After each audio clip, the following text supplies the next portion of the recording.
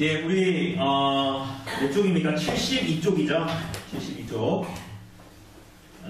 72쪽입니다. 이게 우리가 지난주에 헨리 8세에 대해서 잉글랜드에 대해서 지금 계속 보고 있는데요. 우리가 아마 잉글랜드 뭐 오늘도 영국의 이 교회 다 못 끝낼 거고 다음 주까지 하고 스코틀랜드의 일들을 좀 이제 보려고 합니다.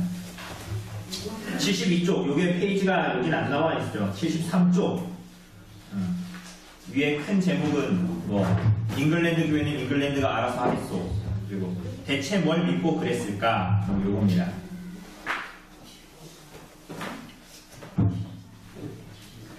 73쪽. 72가 안 나와 있어가지고 페이지가. 네.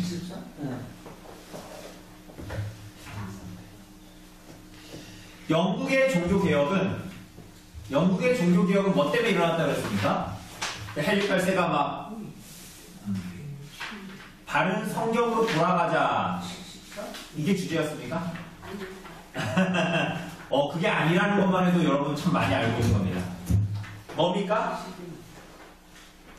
중요한 왕 누가 있었습니까? 헨리 몇 세? 헨리 8세. 요 사람만 알아도 대단하신 겁니다.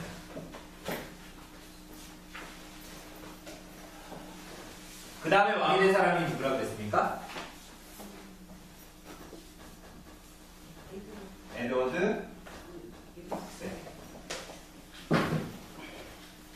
그 다음이 이제 우리가 지난주에 봤듯이 메리. 세 번째가 누구입니까? 그렇죠. 엘리자베스. 이렇게 되어져 있습니다. 이게 이제 영국에서 일어났던 종교개혁의 어떤 양상이라고 볼 수 있는데, 영국에서는 종교개혁이 왜 일어났다고 그랬어요? 그래서 하나님의 말씀대로 막 이렇게 가자 막 그런 거였습니까? 주요한 원인이 뭐였어요? 기억나십니까? 헨리 8세의 헨리 8세의 그렇죠. 이혼, 여성 편령, 뭐 약간 그런 거죠. 그런데 어쨌거나 그렇습니다. 그러니까 이게 참된 종교개혁이냐, 그러니까 참된 의미에서의 정말 성경으로 돌아가고자 하는 교회가 하는 종교개혁이었느냐, 그게 아니다. 그죠? 그래서 이 에드워드 6세는 세 번째 와이프한테서 얻은 아들이고요. 메리는 누굽니까? 사실은 첫째, 자기 형이 결혼한 지 4개월 만에 죽고 그 여자와 18년 동안 결혼 생활을 했는데 아들 셋에 딸 둘을 낳았지만 다 죽고 아들이 아니라 딸이 남은 게 누굽니까? 메리. 그래서 이제 이 첫째 와이프하고는 이혼을 하고, 이혼을 하려니까 당연히 이 카톨릭에서 어떻게 나온 거예요? 이제 한마디로 개신교의 라인에 서게 된 거예요.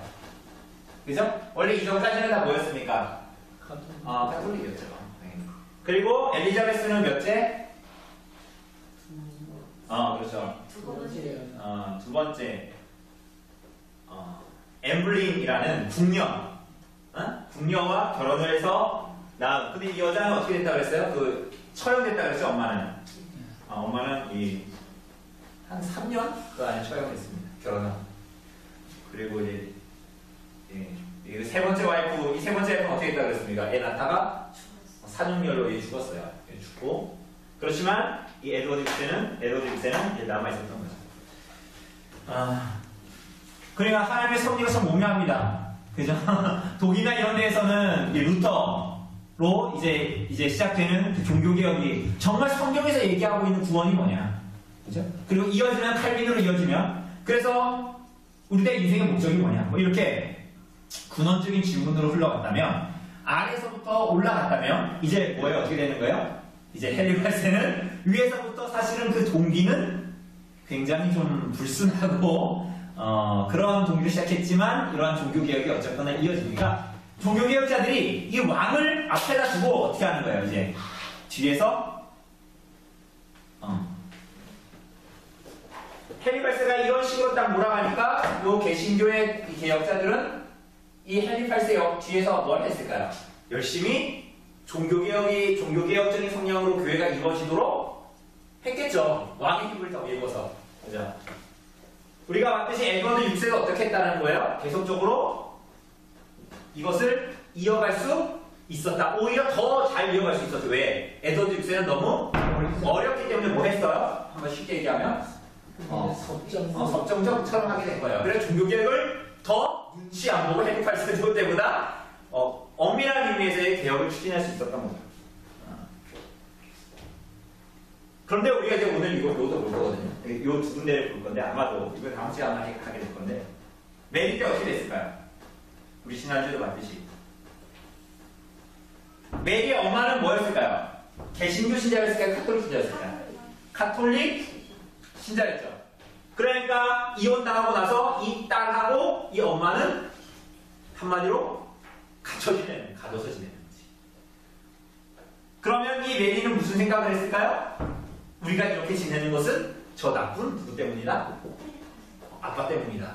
근데 아빠는 뭐를 등에 지고 종교개혁의 그런 정신을 등에 지고 했으니 메리한테는 그게 어떨까요?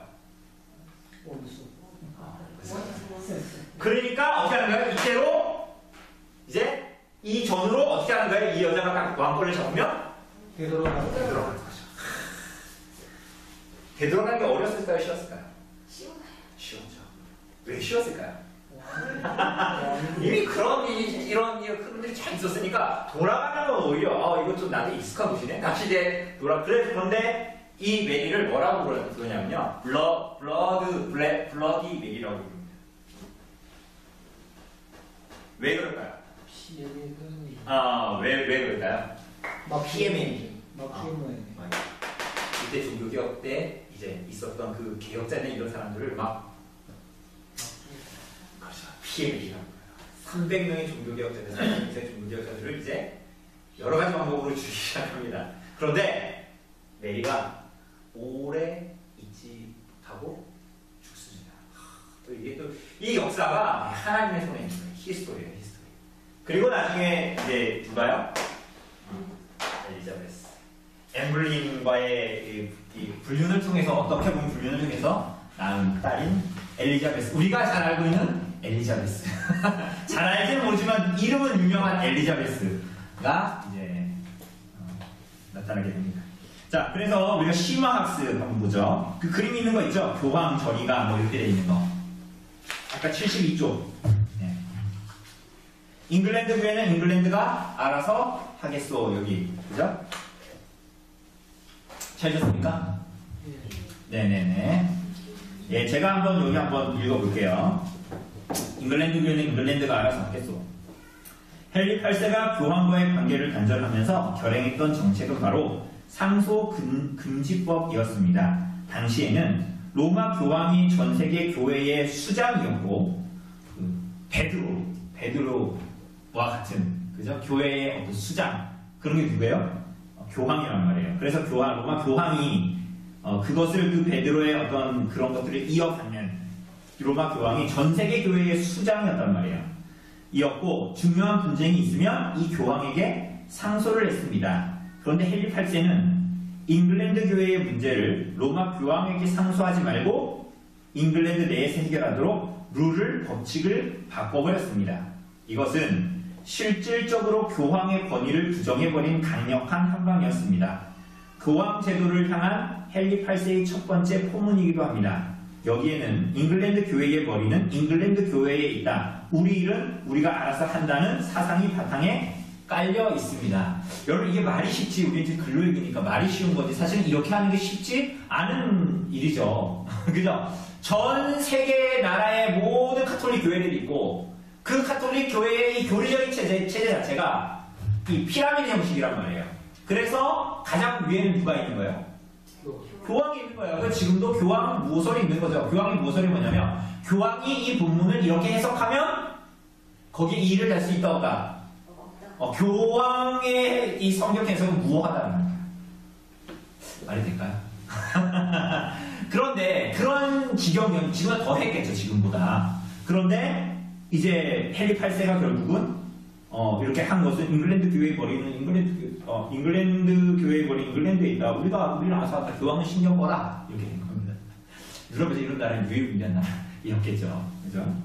카톨릭을 하는 국가들 중에서 시간이 지나면서 그는 더 구체적이고 강력한 정책을 추진합니다. 수장령은 몇 년에 걸쳐 추진된 이러한 일련의 정책을 한꺼번에 일컫는 말이에요. 수장령은 한마디로 그 정책을 한마디로 표현하자면 잉글랜드 교회의 머리는 로마 교황이 아니라 잉글랜드 국왕이다. 여러분 이거 우리가 좀 잘 읽어야 되죠. 여러분 교회의 머리 누구십니까? 예수 그리스도시죠. 그죠? 근데 이 카톨릭이 얘기하는 것은 교회의 머리는 누굽니까? 그렇게 되는 거예요. 그죠? 그런데 여기에 잉글랜드 교회의 머리는 로마 국왕이 아니라 누구다? 잉글랜드 국왕이다. 잉글랜드 국왕이 잉글랜드 교회의 보호자이며 그러므로 로마의 교황 당신은 그저 로마 교회의 수장일 뿐 앞으로 잉글랜드에서는 손대시라는 겁니다. 보다 근본적으로 들어가면 교황은 원래부터 전 세계 교회의 머리가 아니라 단지 로마 교회의 머리일 뿐이었다. 그런데 그동안 너무 주제넘게 간섭이 심했다. 고로 이제부터라도 잉글랜드 교회는 우리가 알아서 할 테니 그렇게 아세요라는 논리라는 거예요. 이 수장령 자체가. 그러니까 앞으로 우리가 뭐 어디 다큐 같은 거 봐도 수장령이다 그러면 대충 뭔지 알겠죠? 잉글랜드 그 교회가 이제 로마 교황의 그걸 무시해버리는 거야. 니네 가서 우리는 우리 독립적으로 알아서 할 테니까. 교황 입장에서는 그야말로 뒷목 잡고 쓰러질 판이었습니다. 그렇지 않겠어요, 당연히. 열받은 교황은 헨리 8세를 파문했지만 이미 헨리 8세에게는 파문쯤이야 아무런 문제가 되지 않았습니다. 파문? 무슨 말씀? 너랑 나랑 상관없거든. 너는 로마 교회 책임자잖아. 나한테 왜 그래요? 여긴 잉글랜드거든. 약간 어감이 이해되십니까? 뉘앙스가? 나한테 왜 그래? 여기 잉글랜드거든. 이렇게 잉글랜드 교회는 국왕의 똥배짱 덕분에 로마 교회로부터 독립하여 얼떨결에 종교계에게 첫걸음을 내딛게 됩니다. 이게 참 이상하죠. 여러분 우리가 알고 있는 웨스트민스터 소요령이나 대유령의 신앙 고백서가 우리 장로교회의 어떤 시작이 어떻게 보면 시작의 기틀이 되어진 기초가 되어진 어떤 그런 것들이 참 신기하게도 이런 굉장히 신기한 이 역사 안에서 섭리적으로 진행됐다는 것을 얘기합니다. 그 아래에 굉장히 중요한 사람이 나오는데요. 이 과정에서 헨리 8세에게 신학적인 근거를 제공하며 종교개혁을 추진했던 사람이 누구라고요? 잉글랜드 대주교 토마스 크랜머입니다. 근데 이 사람이 나중에 화형당해요. 누구한테 화형당할까요? 아니요. 메리한테 죽어요. 이 사람이 나중에 어떻게 하냐면 자 이제 메리로 딱 돌이켰으니까 막 이제 그 최고의 위치에 있었던 사람이 누군지 알 거 아니에요. 그럼 그 사람은 어떻게 잡아서 어떻게 할까요? 그냥 죽이지 않죠. 왜? 그냥 죽을 의미가 없잖아. 아니요. 이 사람의 수장에 뭘 들어야 되는 거예요. 그 무리의 우두머리를 잡으면 그냥 죽이면 안 돼. 어떻게? 자기가 지금까지 했던 개혁이나 이런 것들을 다 어떻게 하게? 어떻게 하게? 부인하게 해야죠. 그쵸? 그래야지 그걸 따랐던 사람들이 어떻게 되겠어요? 다 와야 되겠죠. 그 다음에 죽여도 이제 되는 거죠. 크렘은 어떻게 했을까요? 고문을 당했겠죠. 어떻게 했을까요? 여러분 같으면 어떻게 했을까요? 이 사람이 몇 개의 교리들을 막 이제 부인합니다. 근데 부인하다가 이 사람이 나중에 막 사인도 하고 막 그랬는데 그걸 내가 잘못했다, 부인했다, 뭐 이런 거에 대해서. 왜냐하면 메리가 그 개혁 신앙을 추구하는 사람들이 이제 이단으로 몰거든요, 저 시대에는. 그게 다 이단자들이야, 종교개혁자들은. 그러니까 그걸 거부하고 내가 이거를 이제 부인한다, 이제는 막 그런 걸 사인을 한 거야. 근데 나중에 이 크레머가 어떻게 하냐면 나중에 내가 한 게 아니라 이 손이 이 성경의 이 교훈을 부인하게 했다 해서 이거를 불에다가 막 뒤집니다, 자기가. 막 뒤지고. 나중에는 화형당해서 죽어요, 이 사람. 결국은 이런 거죠. 크레머한테 이런 거야. 너 화형 안 당하려면 여기에 다 뭐 해라? 사인해라. 종교개혁을 추진했던 그런 것들 다 부인해라. 이렇게 한 거야. 근데 나중에는 그렇게 하지 않았죠, 크레머가. 자, 대체 뭘 믿고 그랬을까? 헨리 8세의 종교개혁 평가입니다. 여기 부집사님 한번 읽어주세요. 헨리 8세는 대형 조치를 착착 진행합니다. 수도원 재산은 몰수로 국가는 엄청난 돈을 확보했고 로마 가톨릭의 재정적 기반은 흔들렸습니다. 정치적으로는 민주주의를 계속 자극합니다. 잉글랜드 민족주의. 네네. 민주주의를 계속 자극합니다. 잉글랜드 교회는 잉글랜드가 알아서 한다. 국민들은 오랜만에 기분이 좋았고 으쓱해서 호응했습니다. 도대체 헨리 8세의 이런 자신감은 어디서 왔을까요? 헨리 8세를 길게 설명할 이유는 잉글랜드라는 나라가 도대체 어떻게 해서 로마 카톨릭으로부터 벗어났는가를 시대적 배경과 함께 이해하기 위함입니다. 사실 말이 쉽지 종교개혁이 결코 쉬운 것이 아닙니다. 잘못하다가는 나라가 망할 문제입니다. 왕이 미쳤구나 하면서 백성들이 반란을 일으킬 수도 있습니다. 파문을 당한 왕들이 얼마나 불안한 존재가 되는지는 저 유명한 카노사의 불력 사건을 통해 알 수 있습니다. 그런데 결과적으로 잉글랜드는 종교 개혁을 해냅니다. 하지만 여러분 이 카노사의 불교 거의 이 시대는 절대 권력인 거예요. 그러니까 이게 뭐 교회에 뭔가 그런 것만에 갖는 것이 아니라 이 정치와 경제와 이 모든 것을 아우르고 있는 사람이 이제 교황이에요. 교황. 그래서 모든 황제들은 다 어떻게 되는 거예요? 교황 앞에 머리를 숙여야 되는 거예요. 그죠? 그러한 어떤 면에서 굉장히 절대 권력을 가지고 있었던 것입니다. 네. 계속해서 읽어주세요. 조금 더 엄밀한 평가를 해볼 필요가 있습니다. 헨리 8세의 결단으로 잉글랜드는 종교개혁의 흐름을 탔지만 이걸 진정한 종교개혁이라 보기는 어렵습니다. 헨리 8세에게 필요했던 것은 애초부터 종교개혁이 아니었고 단지 로마 교황과 갈라서기 위한 명분이었습니다. 네, 그죠? 이혼하려니까. 네. 그래서 그는 이혼 수속을 마친 뒤로는 교회의 순수성 회복이니 교리적 토론이니 하는 따위에는 거의 관심을 두지 않았습니다. 그러니까 여러분 그 이혼 수속을 밟기까지는 뭐를 앞에 세웠다는 거야? 종교개혁의 키치를 앞에 세웠어요. 여기 얘기한 대로 교회의 순수성을 회복해야 된다. 그리고 또 뭐요? 교리적인 회복. 뭐 이런 거. 카톨릭에 반하는 종교개혁적인 그런 것들을 주장하고 이것은 내가 사사로이 이혼을 하는 것이 아니라 성경으로 돌아가야 된다. 뭐 이런 걸 앞에 전면에 내세웠던 거예요. 그런데 그게 끝나고 나니 어땠던 거예요? 그거는 뭐 신경도 쓰지 않았다. 그다음부터는. 네. 오히려 기존 스타일의 예배와 체제를 선호하고 지키려 했습니다. 종교 개혁자들도 결국 왕의 눈치를 볼 수밖에 없었습니다. 사실 늘 이런 게 문제입니다. 개혁을 하겠다고 말은 잘하면서 실제로는 하지 않은 것이 오히려 개혁을 망치는 결과를 가져옵니다. 잉글랜드의 종교 개혁은 개정교 상태였습니다. 여러분 여기 아주 중요한 말을 작가가 써놨습니다. 개혁을 하겠다고 말은 잘하면서 쉽게 얘기하면 우리말로 한 거야. 개혁교회 이런 거 하면서 실제로는 뭐예요? 말이나 꺼내지 말지. 그렇게 해놓고 개혁교회처럼 안 하면서 하는 것이 결국은 뭐예요? 사실은 실제적인 개혁을 망치는 꼴이 된다.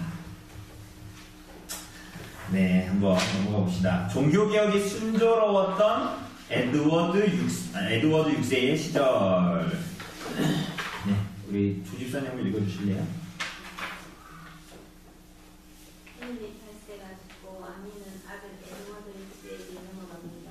역사 속에 이 왕의 시대는 종교개혁의 아주 우호적인 정책을 폈던 시대로 기록되어 있습니다.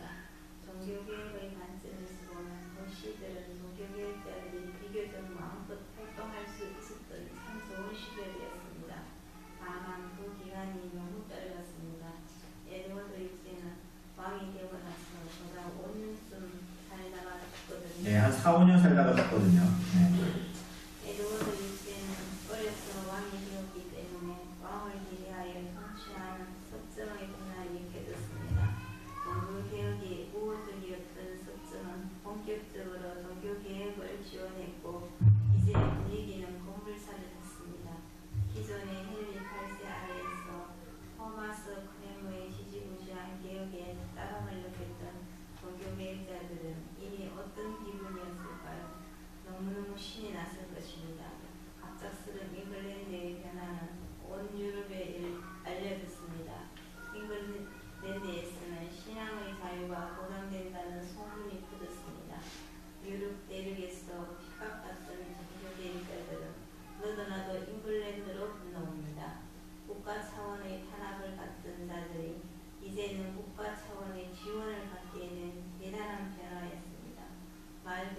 국가 차원을 변하였지요. 네, 이게 마치 그 가나안 땅의 도피성 같은 느낌이겠죠.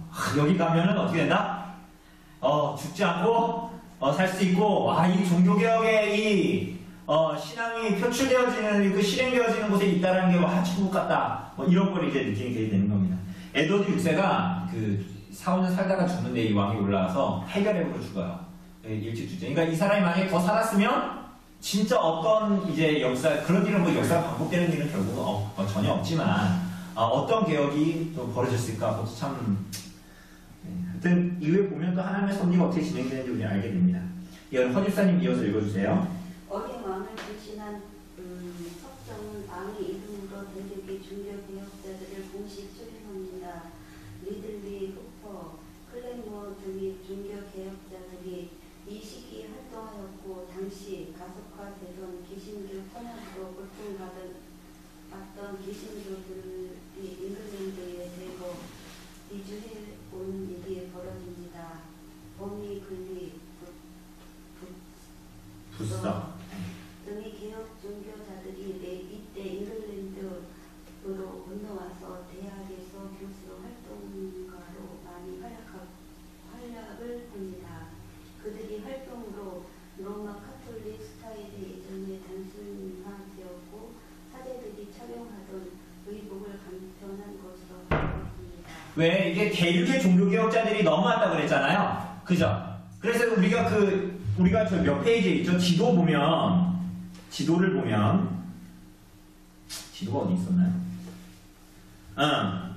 여기 50쪽에 이쁜 지도 있잖아요. 50쪽에.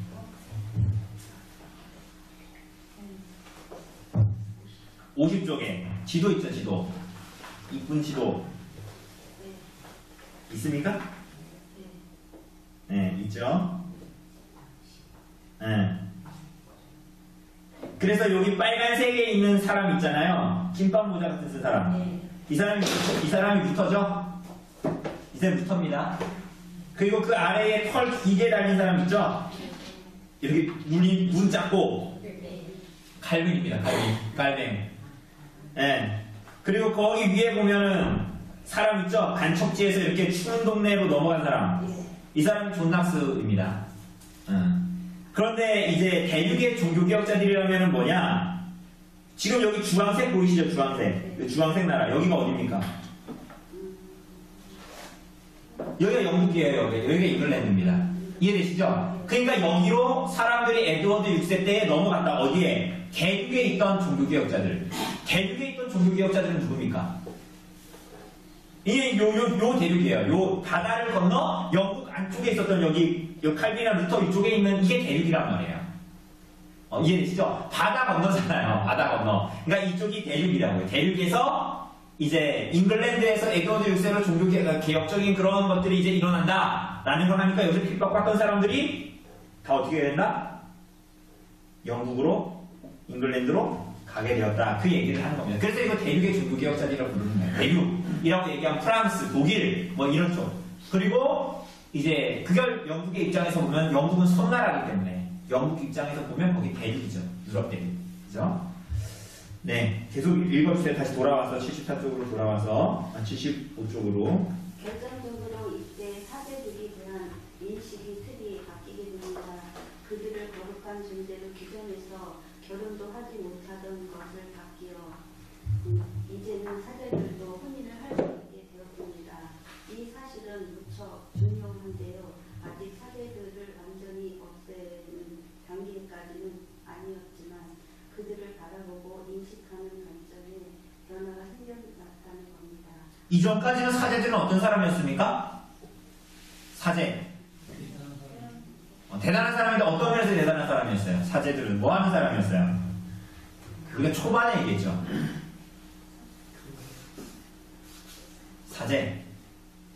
사제가 하는 일이 뭡니까? 사제를 거치면 되는 일이 있어요, 없어요? 사제를 안 거치면. 그러니까 하나님과 우리 사이에 뭐예요?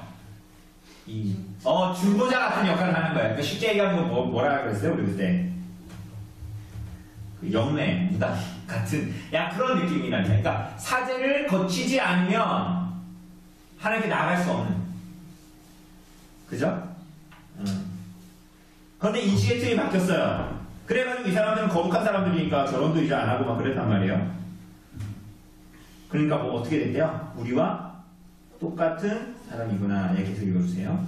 우리와 똑같은 사람이구나. 사제들의 결혼은 그래서 종교개혁의 중요한 요소 중 하나였습니다. 하지만 이때의 사건은 나중에 끔찍한 뒤부분을 연결되고 합니다. 왜 끔찍한 사건이, 이 끔찍한 사건이 뭘까요? 예견해보면 사제들이 결혼했죠. 그런데 저기 에드워드 6세 때 결혼한 거잖아요. 메리 때 어떻게 됐을까요? 사제들이 결혼한 거 냅뒀을까요?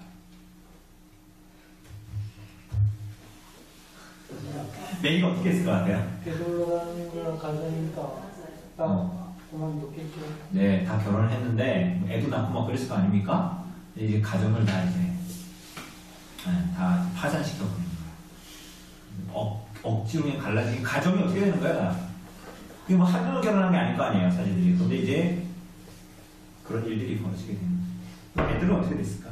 어쨌거나 가정을 파탄을 시키는 거예요. 비극이죠. 이어서 읽어주세요.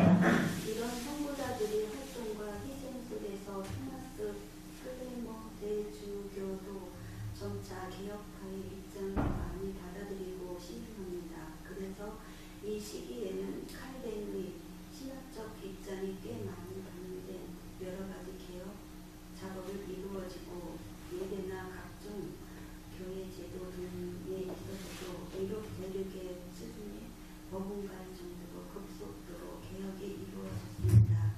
그렇게 잉글랜드가 명실 공립 종교 개혁가의 반열에 들렸던 순간 야, 예, 이렇게 개혁했으면 얼마나 좋았겠습니까만은 어떻게 됐다는 거예요? 갑자기 에드워드 6세가 사망합니다. 1594년에.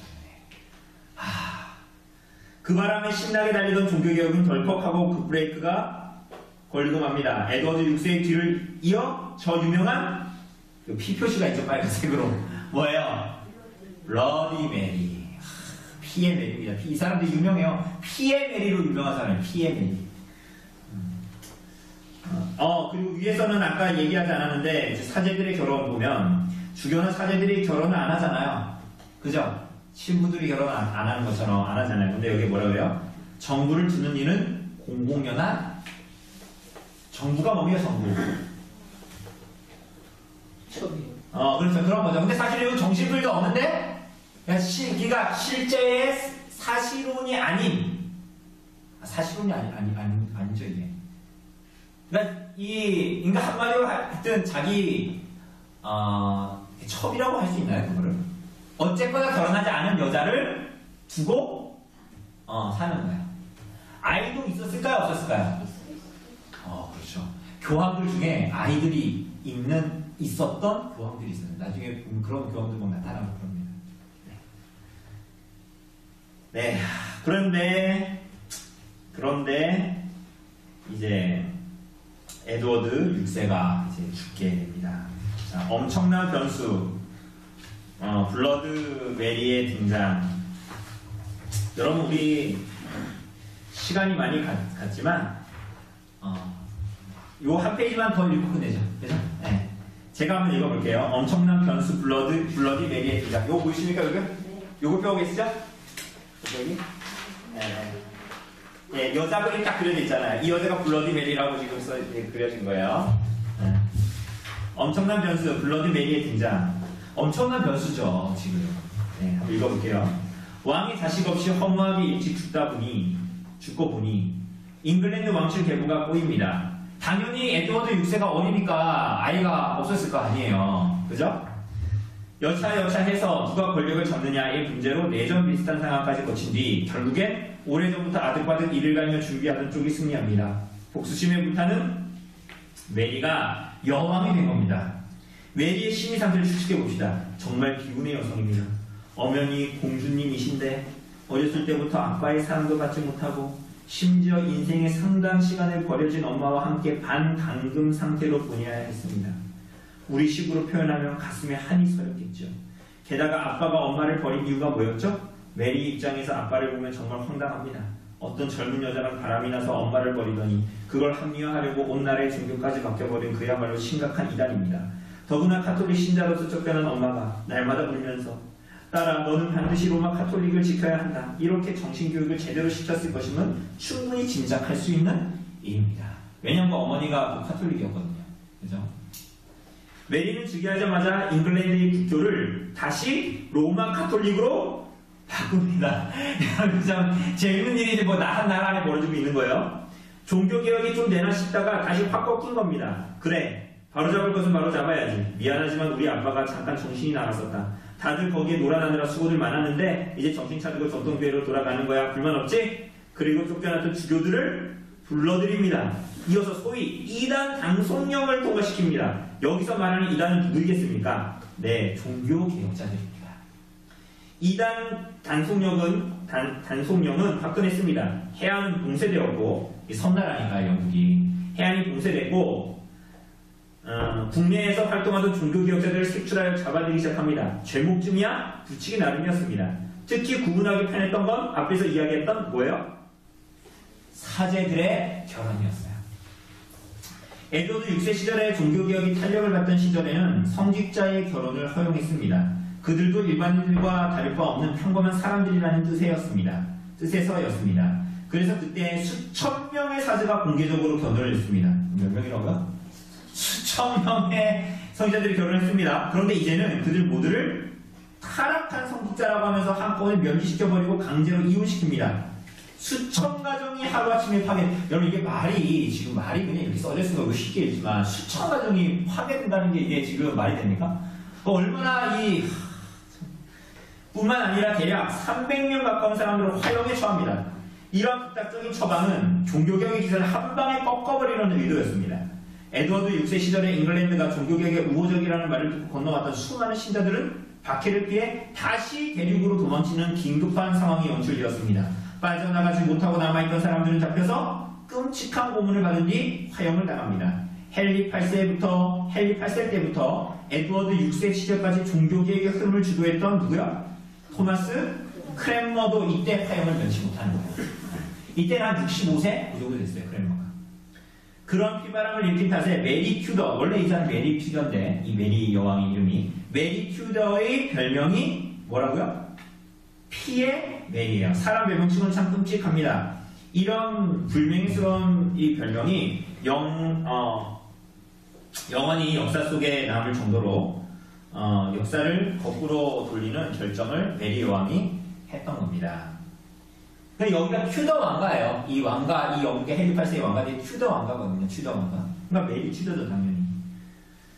이 시절에 참 많은 사람들이 희생당했습니다. 당시 수많은 신자들은 자신의 생명보다도 바른 신앙을 지키기 위해 모진 고문을 받고 처형당하는 길을 택했습니다. 이게 가능한 일인가 하는 거예요. 수많은 신자들이 자신의 생명보다도 바른 신앙을 지키기 위해서 모진 고문을 받고 그냥 처형당하는 거예요. 신앙을 부인하지 않고 공당하다 죽기를 선택했던 거예요. 그래서 여기 아래 보면 순교자 열전 이렇게 나와 있죠. 존 폭스 1593년 책 속에거든요. 이게 순교자 열전이라는 책이 우리나라 말로 번역되어져 있어요. 그런데 여기 보면 1555년 1월 20일 메리 여왕은 2단 당속령으로 크랜머와 리들리 런던 주교 등 300명을 순교시킵니다. 존 폭스 이 순교자 열전의 저자입니다. 존 폭스는 외국으로 피신한 후 메리 여왕이 개신교도들에게 가한 참혹한 박해를 고발하면서 교회사 속에서 박해받고 순교당한 신자들의 이야기를 집대성한 책을 펴냈습니다. 그러니까 고문 어떻게 했냐, 걔네 어떻게 죽였냐 이런 거 있잖아요. 그걸 다 기록해 놓은 거예요. 이 존 폭스라는 이 사람이 어쨌거나 처형당하는 길을 택합니다. 그런데 얼마 후 천만다행으로 메리 왕이 병으로 일찍 죽어요. 이게 정말 치세가 오래지 않았던 게 정말 천만다행이야. 그래서 하나님이 이러십니다. 근데 이번엔 누가 나요? 엘리자베스 1세가 이제 나타나게 됩니다. 예, 그래서 이제 우리가 엘리자베스 1세로 돌아가는데 우리 제목만 보면 뭡니까? 성공회로 돌아간다. 그러니까 다시 여기에서 어디로 돌아간다? 여기에서 여기로 왔는데 여기에서 다시 어디로 들어간다? 여기로 돌아 엘리자베스가 추구했던 게 다시 개신교 쪽으로 돌아가는데 그게 사실은 궁극적으로 뭐예요? 목표했던 게 성경적인 신앙 이런 게 아니라 뭐예요? 그런데 목표는 뭐예요? 절대 왕정이에요. 왕권 강화. 이것 때문에 이제 여기로 돌아가게 된 겁니다. 여기 재미 있습니다. 집사님들 요리문답 할 때보다 안 졸지 않으시는 것 같은데 역사 얘기가 재밌죠? 역사 얘기가 재밌으니까 우리가 지금 집사님이 잘 하고 계신 게 우리의 대체 이 역사가 교회 이 장로교회 역사가 어디서부터 시작됐는가 알려면 요걸 알아야 되는 거예요. 근데 여기 드라마 이런 거 있잖아요. 그런 걸로 이런 역사 얘기들이 막 드라마로 되어져 있기도 해요. 집사님들이 원하시면 제가 드릴 수 있지만 그 영상을 드릴 수도 있지만 뭐 그건 별 재밌긴 재밌는데 하여튼 이런 것들을 굉장히 재미있게 만들어 놓는 거죠. 어쨌거나 우리가 이것들을 통해서 하나님께서 정말 역사 가운데 섭리하셨구나 이런 것들을 우리가 참 볼 수가 있습니다. 우리가 봤을 때 에드워드 6세가 계속적으로 치세를 했다면 정말 좋았겠죠. 종교가 계속 진행됐으니까. 그런데 하나님께서는 참 신기하게도 이 메리가 등장하게 되고 신앙을 부인하지 않고 죽었던 순교자들의 피를 받으십니다. 사람들이 뭐라고 생각했을까요? 여러분 이 메리한테 있잖아요. 사람들이 측은지심을 가졌을까 안 가졌을까? 아니 이 메리 여러분 역사를 아는 사람들은 여러분 연세 많으신 분들이 박근혜에 대해서 참 처음에 얘네가 불쌍한 여자야 그런 마음처럼 여러분 이 역사의 흐름을 여러분들이 다 알고 있어요. 살았어. 그럼 메리를 볼 때 무슨 생각이 들까요? 불쌍한 생각 들까요? 안 들까요? 당연히 들겠죠? 그런데 이후에 이러한 이게 오늘날 우리들이 역사가 굉장히 비슷하지만 이렇게 되고 나서 이 여자가 하는 짓을 딱 보고 나니까 그런데 여기서 이렇게 왔던 이 종교개혁자들이 여기서 자기 신앙을 부인한 저놈들 정치에 붙어가지고 그냥 그렇게 하는 거야 라고 했던 사람들도 있었는데 이 사람들이 자기 신앙을 부인하지 않고 이 밥그릇 때문에 거기 붙어있는 줄 알았는데 종교개혁자들이 그게 오해했던 사람들은 그게 아니라 이 사람들이 신앙을 부인하지 않고 순교하거든요. 그걸 보면 무슨 생각, 막 메리가 막 길바닥에서 사형시키고 막 그랬거든요. 모든 사람들이 보는 공개 처형으로 사형하라고 막 그랬거든요. 그럼 무슨 생각을 했을까요? 사람들이 그거 보면서?